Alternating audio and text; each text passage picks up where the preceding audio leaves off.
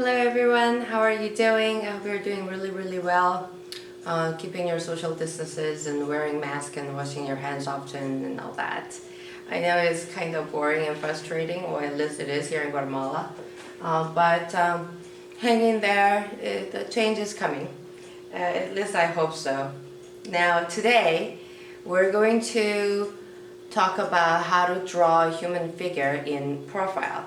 Last time in my last video we looked at some proportions all in frontal view. Now today, just like this skeleton friend, we're going to draw in profile. Now remember that this video is for junior high and high school people, and my job here is to try to come up with and show you as many different methods of dealing with different body parts, and so that you can find the best way that suits your style.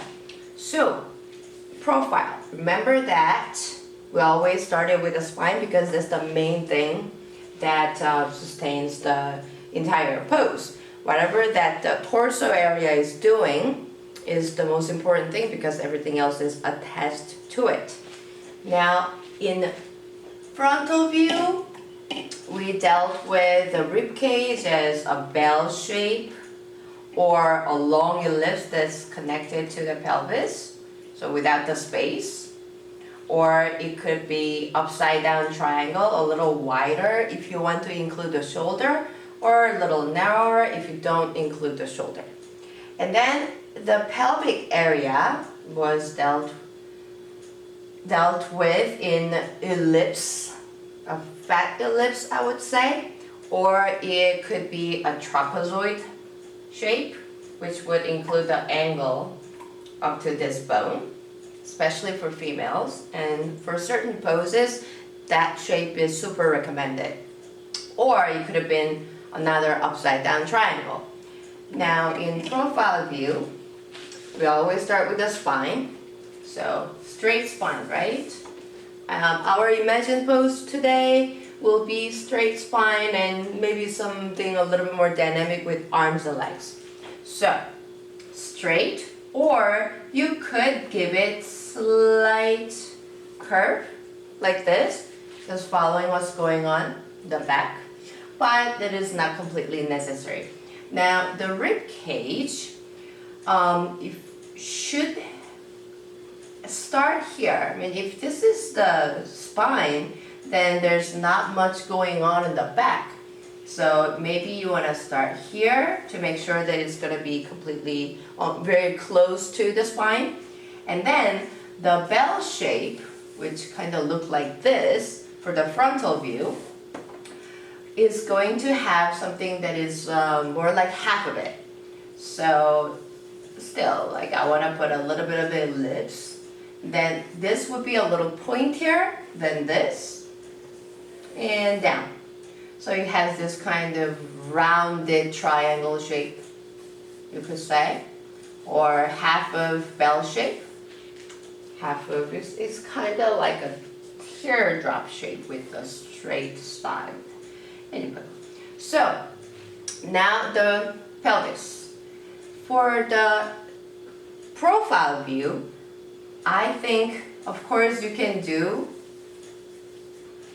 the ellipse shape, but I think it's a little bit more helpful if you did a trapezoid.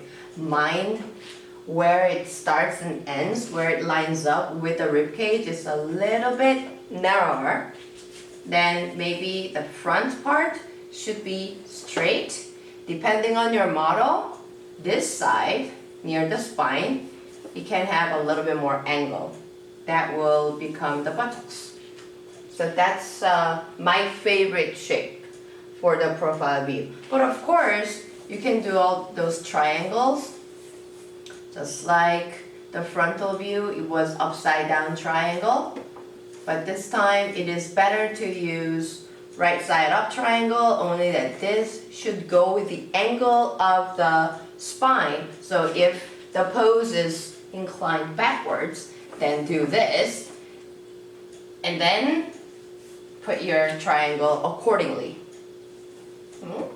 Then the bottom, again, it can be an ellipse or it can be just a straight box if you prefer straight lines when you draw your figure.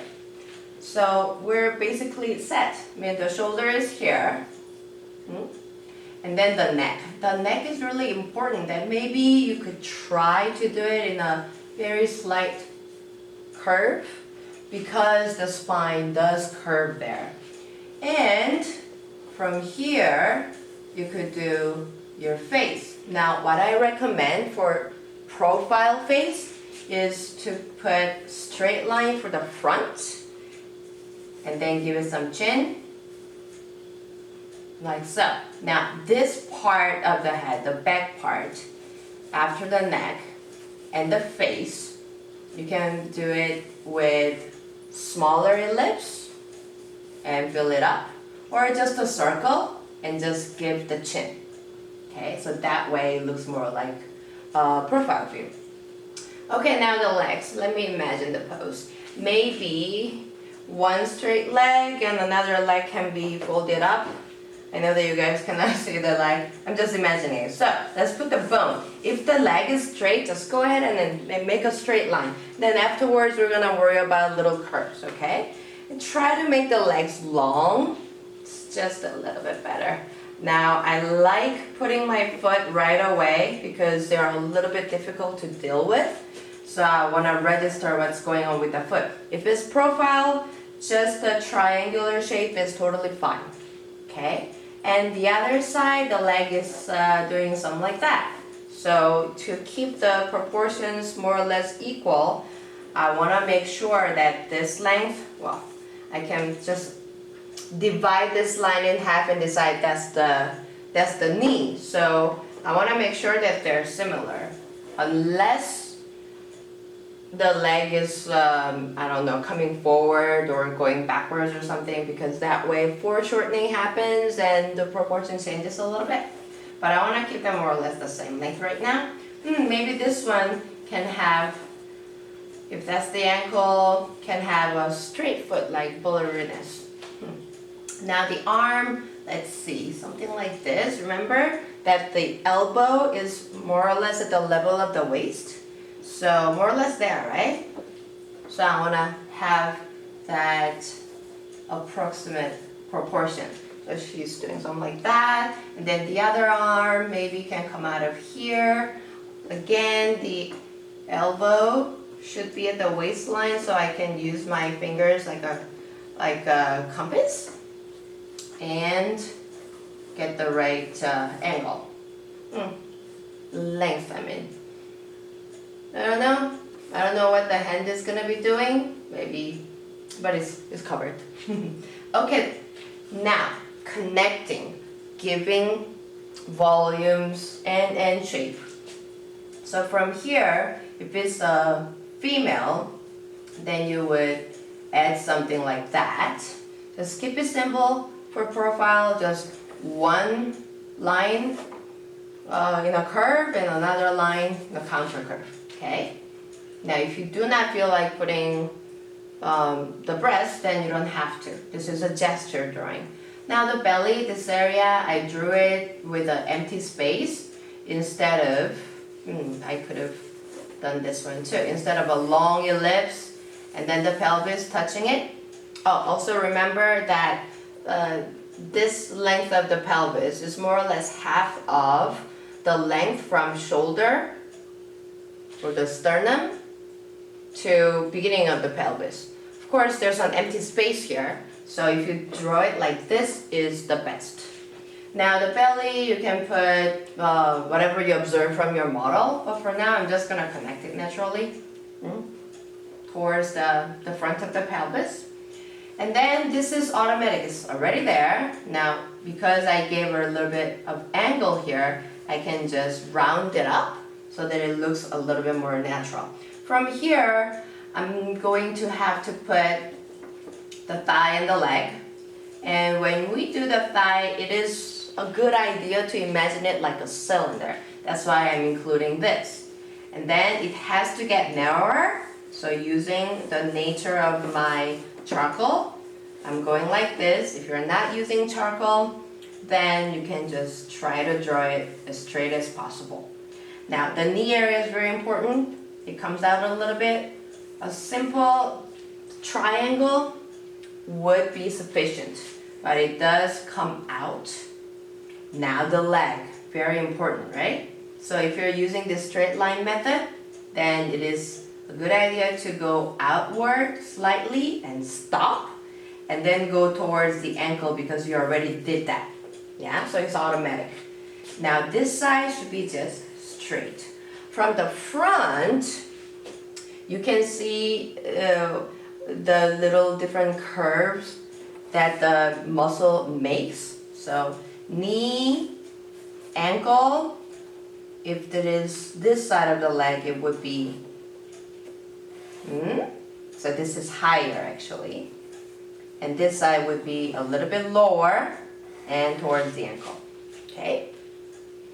Now, for the foot, we're going to learn how to deal with a little bit more of organic lines later. Now this side, same thing. Just looking at where my bone line is, it's high enough. So I'm not going to go so much higher. Just gonna do this. I can imagine what's going on in the back, like so. And when you fold your leg, you lift and fold your thigh and leg, the angle of the knee is not so triangular. So you want to round this, and then you want to come in just a little bit to show the bottom side of the knee. And then the back, same thing. And because of where I decided to continue the knee and everything, again, this line is not completely in the middle, so I'm just gonna sort of use it to show the outline. And it is a little bit thinner because this leg is behind this leg. And because there's a small difference, but because it's a little bit further away, it's a little bit thinner. But maybe I can make it tiny bit thicker. So that's what I'm gonna do. Okay, so now I decided that, excuse me, this foot is gonna be straight. So I'll do this, just a slight curve, and I'm gonna work on the heel. And I stop here, and then I create another little triangle. Then I can work on the toe, which also has that kind of triangular, almost like a square rectangle-ish shape. Okay, now let's give a little bit of detail here too. Going in slightly, coming out slightly, and going in again, and the toe. Now this should be straight. Even though the top part of the foot has an angle, the toe, the big toe, is always straight. And then the small toes do have a little angles going down. They are a little rounder too, but the big toe is always like this. I guess you can fold it too, but they have, in a natural, comfortable pose, the big toe tends to go straight horizontally. Okay, the arm. Now we can do a little bit of the shoulder, because this is the deltoid area. It is better to draw this separately and then go straight for the rest of the arm. Instead of just going straight like that, it is better to have a little of the curve and then straight to show the deltoid. And armpit. I like showing armpit just using little diagonal lines like that. And then going towards the elbow, getting narrower, just like what's happening here. And the forearm. Now, when the arm is folded like that, just like the knee, you don't really see so much of the angle for the elbow. Okay. Now this one too. I'm thinking that this one could be a little too long, so I'm gonna change my mind and I'm gonna make it short like that. and the hand. For the hand also, remember, we're gonna maybe do a little detailed lesson for the hand. For the anatomy, the simple anatomy of the hand. But just briefly, it's made of the palm, the 4 fingers here, and then on the bottom, the thumb. Yeah? So I'm just going to draw the palm like this, and then the rest of the 4 fingers, and a little rectangle for the thumb, just like that. Simplified. That's how we want to start our gesture drawing. If the arm were straighter or a little less angle or something, the elbow would have come out a little bit, just like the knee. A tiny, very, very open triangle should be sufficient. All right. So you can do this sort of thing using ellipses and circles. So I'm going to show you in small parts. So the thigh, I think, is best that you did it just with straight lines. But the parts of the body that have big muscles, like the leg, I would knee, bone, ankle, foot. I would maybe use a thin ellipse and go straight down, making sure that it gets narrower towards the ankle. Okay? Now, let's see if there's any other place that we can use that method. For profile view, not really, unless you started with long ellipse like this. Then later on, you're just gonna have to refine this line so that it's a little straighter, not coming out like that. And refine that so that it's a little bit narrower and pointier here, because that's really what's happening. The chest goes in towards the neck. This is very much inclined, much more than you imagine. So a normal ellipse shape like that is not really going to be helpful for the profile view. Now we talked about the foot, we talked about the hands. Now foot that is in profile is the easiest thing to deal with, and you can do it in detail. Remember that for the frontal view, the foot was this trapezoid, and you could do something like that to express the toes. And for the frontal view, it is important that you put those tiny bones, right? But for the profile, it is somewhere around here. You can put it in a triangular way or just the bottom line of the triangle so that it's suggested. Okay? So this was the profile view. Next week, we're going to practice the back view. Enjoy this lesson. If there's any questions, just contact me. We can do video conference or whatever so that I can answer specific questions. Okay? Take care of yourself. Bye-bye.